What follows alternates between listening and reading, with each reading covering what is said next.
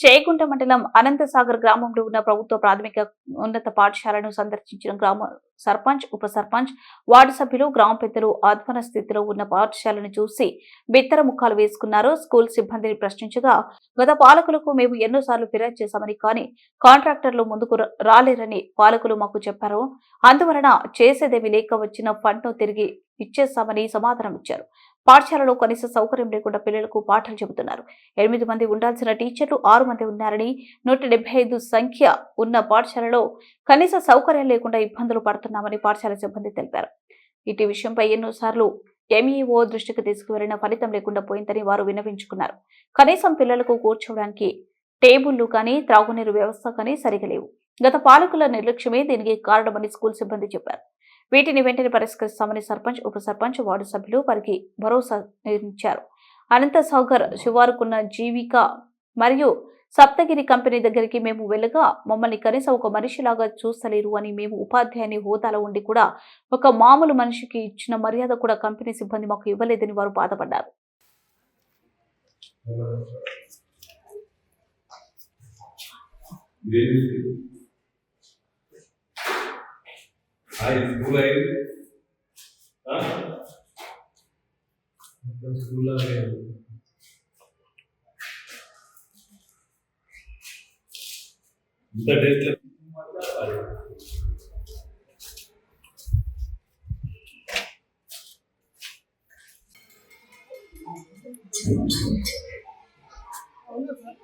Sir already ఉన్నది already ఉన్నా sir side sir తీసేస్తే అంటే వాటర్ ఎక్కడ పోతున్నాయి కదా తెలుస్తుంది. ఇంకా వద్దు సార్ ఆల్రెడీ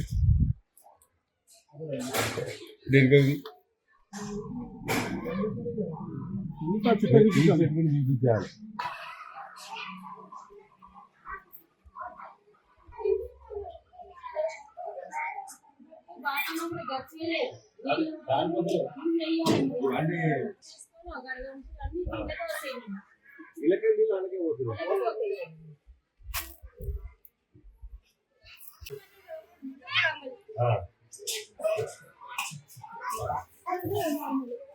పాపు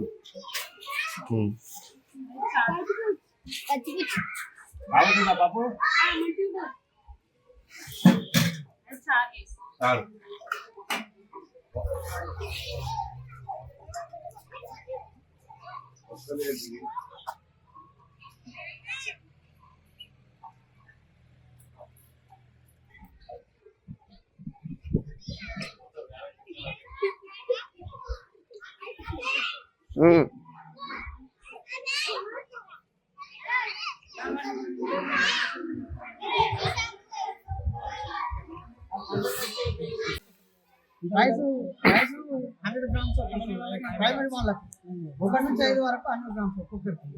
ఇక 6, 7 మంది ఒక్కొక్కరికేమో 100 ఉంటాయి. అంటే 1.5 150 గ్రాములు. మరి కొలుసుకుని చూస్తాం. మీరు తింటూ రైతు అది మీతో కలిపా మీతో పాటు అంటే ఇప్పుడు మనకు కూడా టేస్ట్ చేయాలి. మళ్ళీ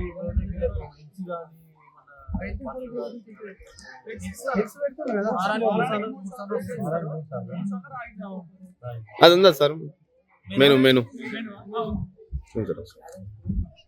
నమస్కారం.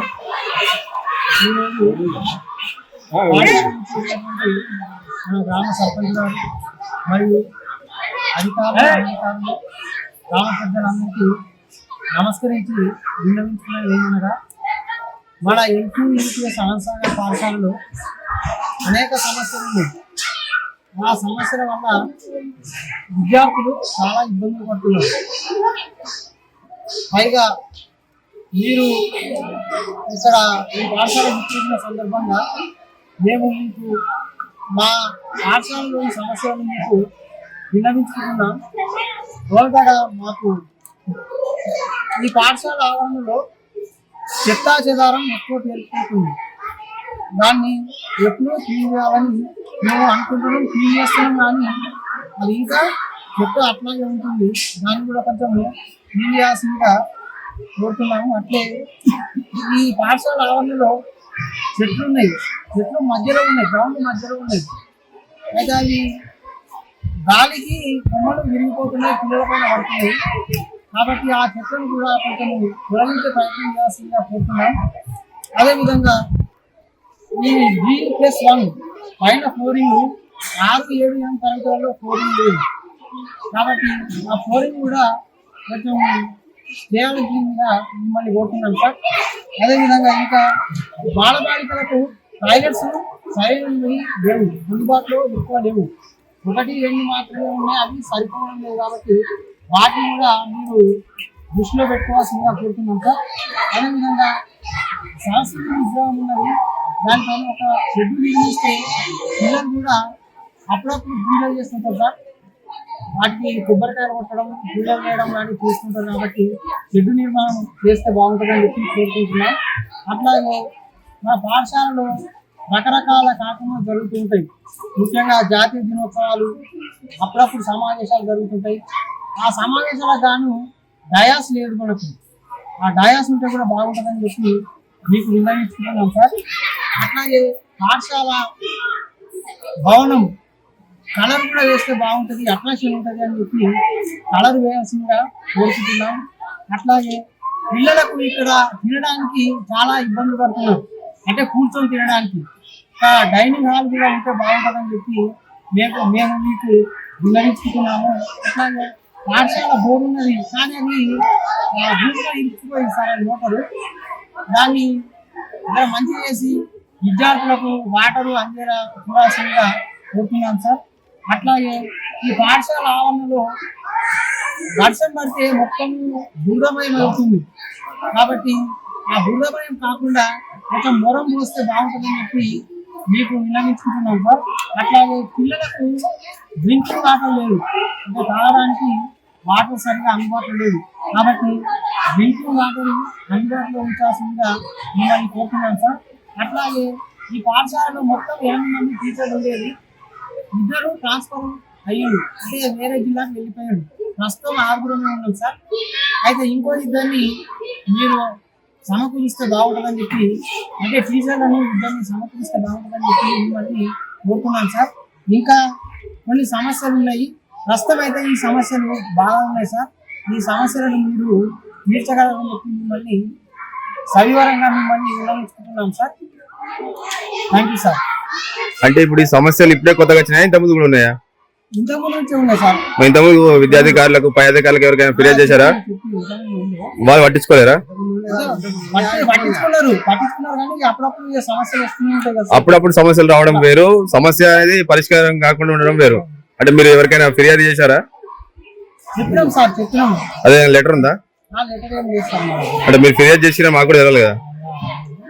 సార్ వచ్చింది కాబట్టి సార్కి సమస్యలు నిర్ణయించుకుంటున్నాం. ఏదైనా విషయం ఉంటే కట్ట కింద గొడ్డల లెక్క కాకుండా దాన్ని పరిష్కరించేలా చెప్పండి. ఏదైనా విషయం ఉంటే, ఇప్పుడు మీకు టీచర్స్ కావాలన్నారు, సరే టైంకి టీచర్స్ సమకూర్చలేకపోతే విలేజ్ లో డిగ్రీ పీజీ చేసిన వాళ్ళని కూడా సమకూరుస్తారు సర్పంచ్ గారు. అలా ఉన్నాయి కదా కొన్ని. ఎప్పుడైనా పాత పాలకులను ఎప్పుడైనా కన్సల్ట్ అయ్యారా? పాత పాలకులను ఎప్పుడైనా కన్సల్ట్ అయ్యారా సార్ మీరు? వాళ్ళు ఏం చెప్పారు సమాధానం? వాళ్ళ సమాధానం ఏముంది? పట్టించుకోలేకపోయినట్టు అయిపోయింది. ఎందుకంటే ఇంతకుముందు మనకు నిధులు వచ్చినాయి సార్. నిధులు వస్తే వాళ్ళకు ఎవరికైనా ఇద్దామంటే ఎవరు ముందుకు రాలేదు, చేద్దామని కూడా ఎవరు ముందుకు రాలేదు సార్. అందుకే పనులు ఆగిపోయినాయి, డబ్బులు వాపసు పోయినాయి సార్. వచ్చిన ఫండ్ సర్పంచ్ కాకుండా సెక్రటరీ ఉంటాడు, ఇంకా వేరే అధికారులు కూడా ఉంటారు కదా, విద్యాధికారులు, విలేజ్ విద్యాధికారులు కూడా ఉంటారు కదా, వాళ్ళకైనా ఇవ్వచ్చు కదా అదే ఫండ్. అదే ఇవ్వచ్చు కానీ వాళ్ళు ఎవరు కూడా ముందుకు రాలేరు, రాలేకపోయారు. అదే సార్, కేవలం ఊరికి అధికారి సర్పంచే కాదు, ఉప సర్పంచ్ ఉంటాడు, ప్రతి అధికారి కూడా, ప్రతి యువకుడు, ఊళ్ళో ఉన్న ప్రతి ఒక్కరు కూడా మీకు అధికారితో సమానం. వాళ్ళకేం చెప్పచ్చు కదా ఈ సమస్య ఇలా ఉంది, మరి దానికి మీరు ఏం మాట్లాడుతున్నారు వాళ్ళని అడగచ్చు కదా సార్. ఊరు పెద్దలకు చెప్పినాము, చెప్తే వాళ్ళు పట్టించుకోలేదు. ఎందుకంటే వాళ్ళు ముందుకు రాలేరు. ఇవి నిధులు వచ్చినాయి కానీ ఎవరన్నా కాంట్రాక్ట్ తీసుకొని చేస్తే బాగుంటుండే కానీ ఎవరు ముందుకు రాలేదు సార్. అందుకే పనులు అయిపోయినాయి. రాలేదని అన్నారు కదా, అది రాలేదు, ఇప్పుడు కూడా రాదు కదా, మీరు పట్టించుకుంటే కదా. ఒకసారి మళ్ళీ కూడా మీరు ఒక రోజు 2 రోజులు కాదు, గత 2 years నుంచి ముందు నుంచి కూడా జరుగుతున్నాయి కదా.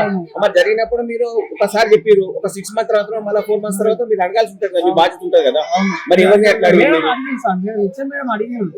అడిగి కానీ ఎవరు ముందుకు రాలేరు. రాకపోయేసరికి సమస్య సరే, ఈ రోజు కూడా మీరు క్వశ్చన్ చేస్తున్నారు కదా, ఈయన కూడా ముందుకు రాకపోతే ఏం చేస్తారు మీరు? అంటే మీరు ఇంతేనా? అసలు మీరు అనేది ఇంకొక మనిషికి బాగా చెప్పాల్సింది ఉంటుంది కదా, ఒక రిపీటర్ గా బాగా చెప్పండి, లేకపోతే ఇంకా ఊరు వాళ్ళకి ఎవరికైనా ఒక సర్పంచ్ చెప్పండి, లేకపోతే ఇంకా గ్రామ పెద్దలు చెప్పండి, ఏదైనా చెప్పాలి కదా, మీరు ఎవరితోనైనా చెప్పాలి కదా. అవునవును, మా హెచ్ఎం ఇప్పుడు అందుబాటులో లేదు. లేదు సార్, మీ హెచ్ఎం కైనా పై అధికారులు కదా, మండల అధికారి, జిల్లా అధికారులు, అయితే వాళ్ళు చేయకుండా వారి దృష్టికి తీసుకొస్తున్నాను. లేదు అంటే హెచ్ఎం కూడా మంచి చెడ్డ అనేది స్టార్ట్ అవుతుంది కాబట్టి ఖచ్చితంగా స్కూల్ అనేది ప్రతిది కూడా డెవలప్మెంట్ అనేది జరగాలి.